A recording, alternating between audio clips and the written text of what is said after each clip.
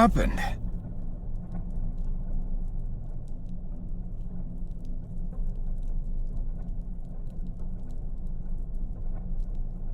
Oh no!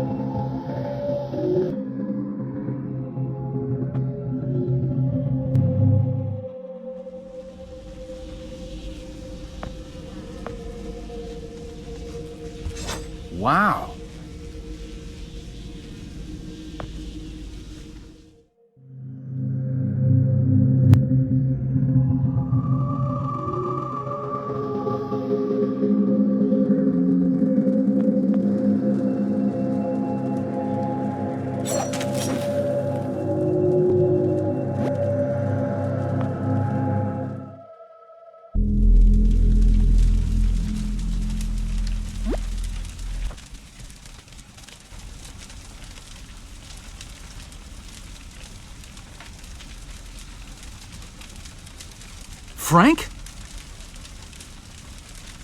Joe! Oh. Please. Need water. What are you... Please. I'll get you some water. Hang in there.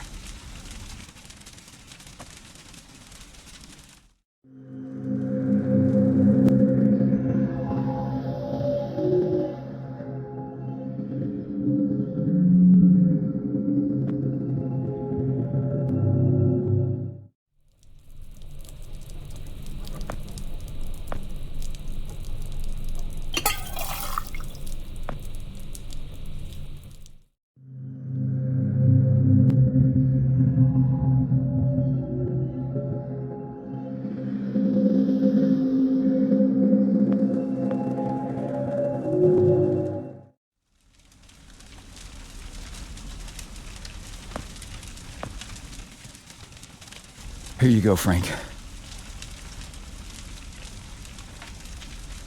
Oh, thank you. I don't understand. What are you doing here? Where are we? I'm not sure. I had no time. I pushed it as far as it'd go. From what I've been reading, everything gets imprecise the farther you travel. Even your physical location can get messed up. Nobody's been this far. We could be hundreds, maybe thousands of years in the future for all I know. I don't get it. So, you're a time pilot now? Do I really need to spell it out for you, Joe? I stole it. What? You stole the time machine, but why? Look, I've got no reason to tell you, but I guess it doesn't matter. You're the last person I'll be sharing anything with anyway. The truth is, I'm a Soviet agent. Cut it out, Frank. I'm not falling for that one again. I'm not joking. Frank, you're just sick, confused. Come on, you can't be. Where's your Russian accent? Joe, I'm an undercover agent deployed by the Kremlin. My job is to fit in. How far do you think I'd get if I went around calling everyone comrade?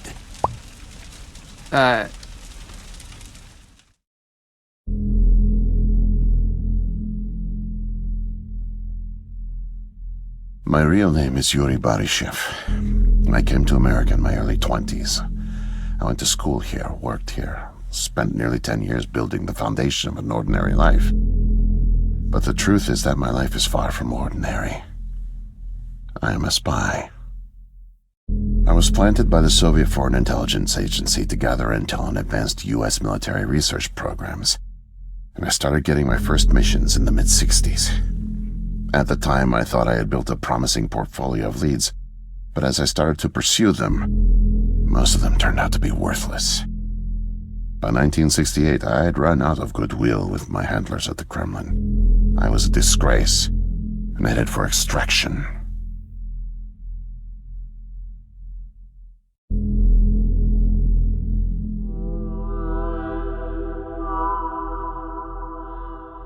Desperate for something, anything to report, I came across a Canadian company moving large shipments of iridium, osmium, rare metals not typically used in mainstream manufacturing. The buyer turned out to be a government shell, rerouting the materials to unofficial contractors, one of which turned out to be Archon. Having convinced my superiors that I was onto something, I got a job as a janitor, but I didn't dig up much until you showed up. You were a great distraction, giving me plenty of chances to access off-limits areas. And for a while, I was able to scrounge together enough intel to keep the Kremlin happy.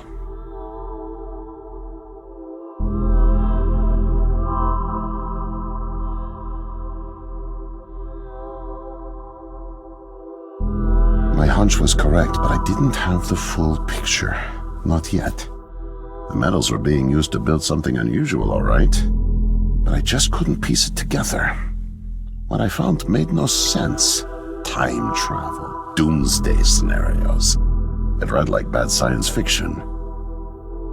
For a while, I thought they were on to me, feeding me bogus information. But as time went on, with security tightening around the labs and no one confronting me, I began to suspect that my intel was legit. But time was running out, with Brezhnev and your President Nixon set to negotiate the nuclear disarmament treaty in a few weeks. My superiors were demanding results. My job on the line, I got desperate and careless. And this morning I got caught.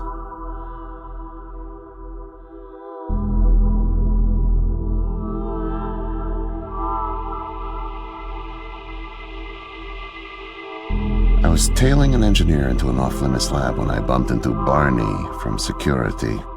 Ironically, management chalked up my trespassing to cluelessness and settled for just firing me.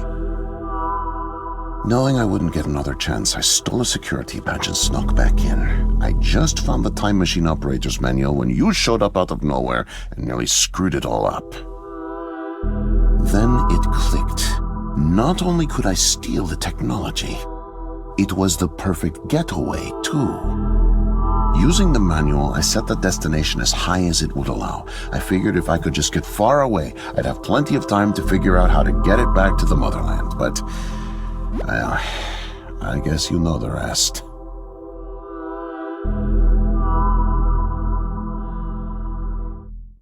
Listen, Joe. I'm really sick, and I'm not making it back.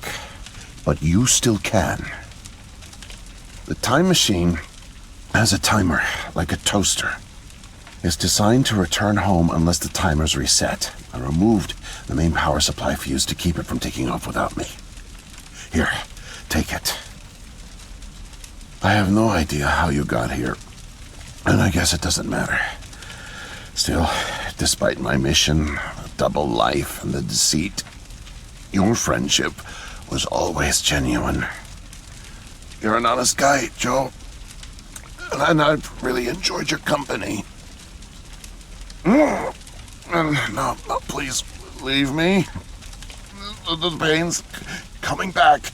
Oh, it hurts to talk. Need rest.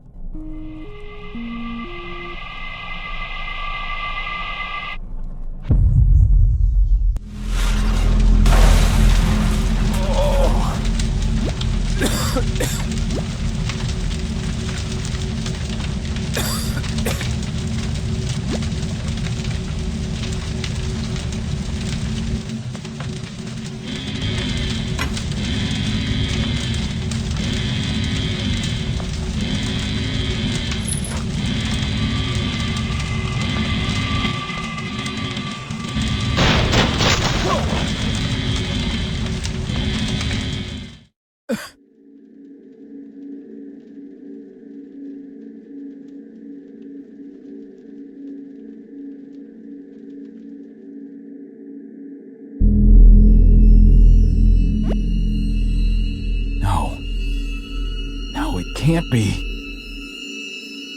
The foreign organism. It's me. I brought back the disease. I'm the one who spreads it. It was me all along. I must have brought it back with me. Oh God, I think I'm gonna throw up. I can't deal with this. What do I do?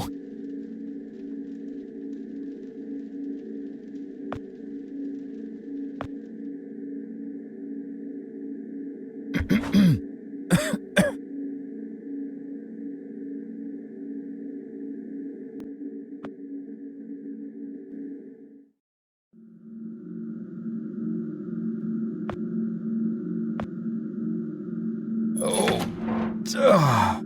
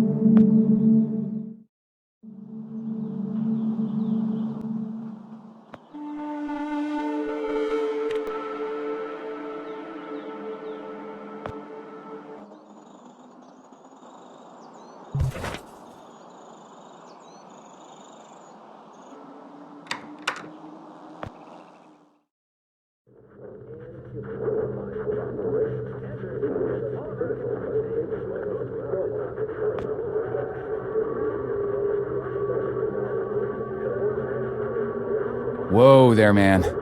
No offense intended.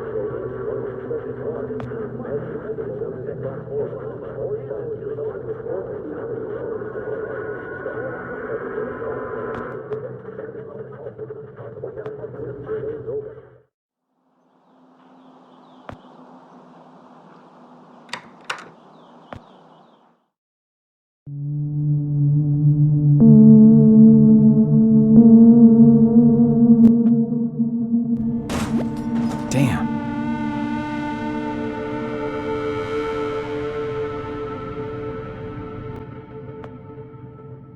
No way to escape it.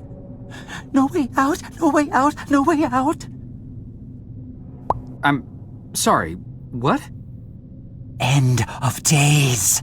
Scourge and sickness. The cleansing of the earth. The overlords conspired against us.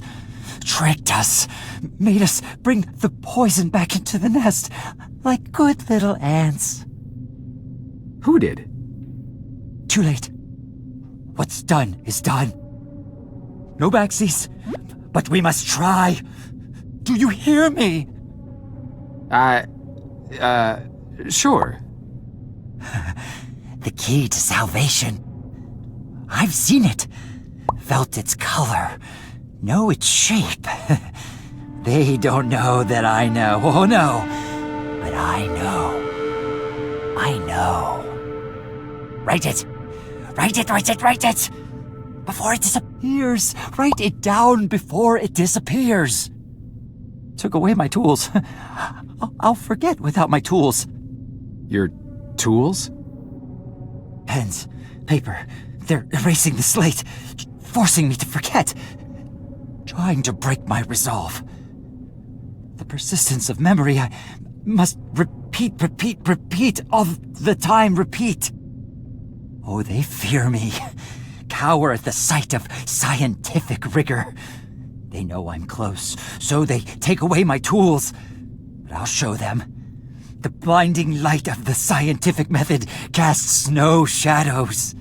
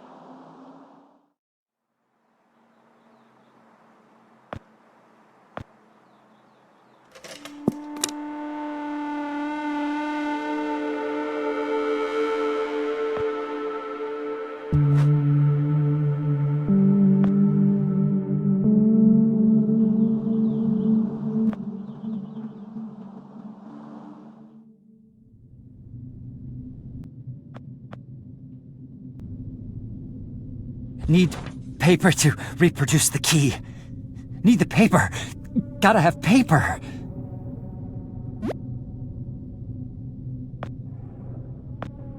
Mightier than the sword. The pen, the pen, the pen. The key. The key. Keep it close. Keep it safe. Bring help. Don't get caught. Save the kingdom, get the girl. Save the kingdom, get the girl. Save the kingdom, get the girl.